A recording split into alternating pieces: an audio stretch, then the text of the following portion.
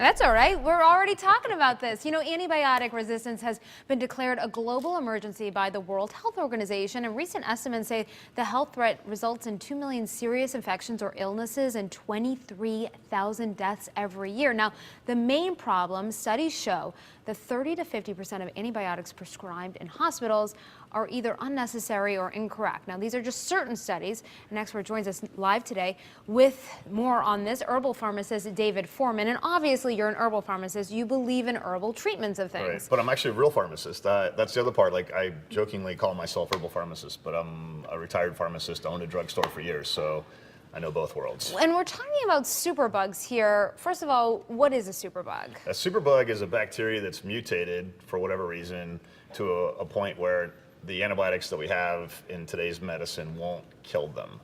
So the infection won't go away. And as you just mentioned, 23,000 people will die each year. And I've just read recently that I think it's by 2030 or 40 or 50, I forget what the exact year was. They're estimating that if we don't do something now about the overuse of antibiotics and disinfecting our world, basically, that 10 million people will die annually. Wow. So this is a big issue. We need to It is a big issue. grab a hold of it now. You know, I have a personal connection to this. I told you during the break. My father actually had necrotizing fasciitis, almost lost his leg, almost lost his life a couple of years ago. So where do these herbal supplements come in? Well, I'll get rid of my antibiotics before I get into that.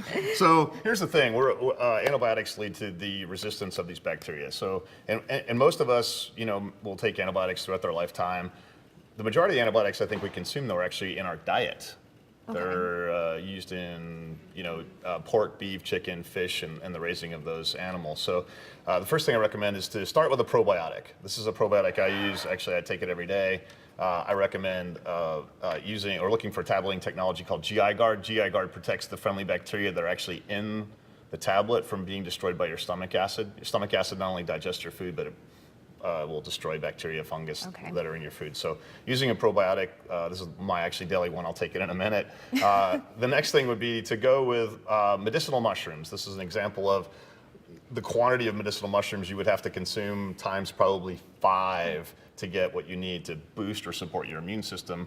What I do, I live on the road, I'm always exposed to sick people, you know, on airplanes and shuttle buses and such. I use a compound called AHCC. This is a more concentrated, scientifically backed 20+ human clinical trials showing that using AHCC helps support the immune system in a lot of different immune challenges. So for me, it's not necessarily going against the superbug, but it's supporting my immune system so that I don't need antibiotics somewhere down the road. Right.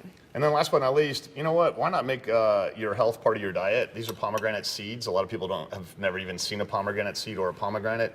You can consume the seeds. You just eat them. They're kind of crunchy. That's the way they're supposed to go. Or you can buy pomegranate juice.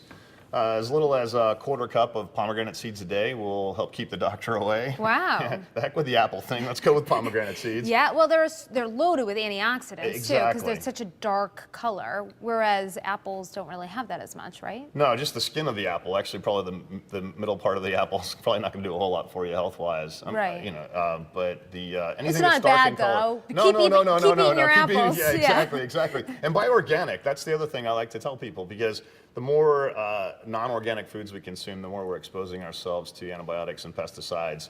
Those things will lower your immune function and also contribute to the mutation of these bacteria. Right, but so all of these are kind of preventative ways of becoming sick, but once you're sick, I mean, you really don't have much choice, right? I mean, you kind of have to treat with antibiotics.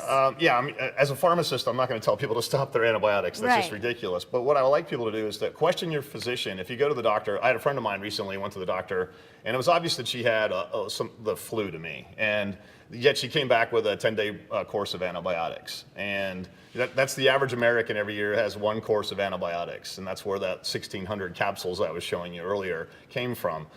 You don't treat a virus with an antibiotic. You treat a virus with just rest and, you know, taking supplements like HCC and NSYNC, drinking my pomegranate juice, avoiding sugar, getting enough rest. So, you know, yeah, if you do have an infection, you know, that's bacterial, then antibiotics might play a role. For me, they don't necessarily. I just do things to help fire up my immune system. Luckily, I practice what I preach, so I never get sick. I mean, if I ever get sick, my friends are like, dude, you don't really know you what got to you're knock talking on about, wood do for you? that. Exactly. Well, David, thank you so much. Thank you. Really interesting stuff, and gives you a lot to think about. That's for sure. Thank Cool. you. I And don't if you mind want if I take more my probiotic. information, no, take your probiotic with your pomegranate juice. What's healthier, 2 for right? 1. Hey, for more information, you can always head to our website, WTNH.com.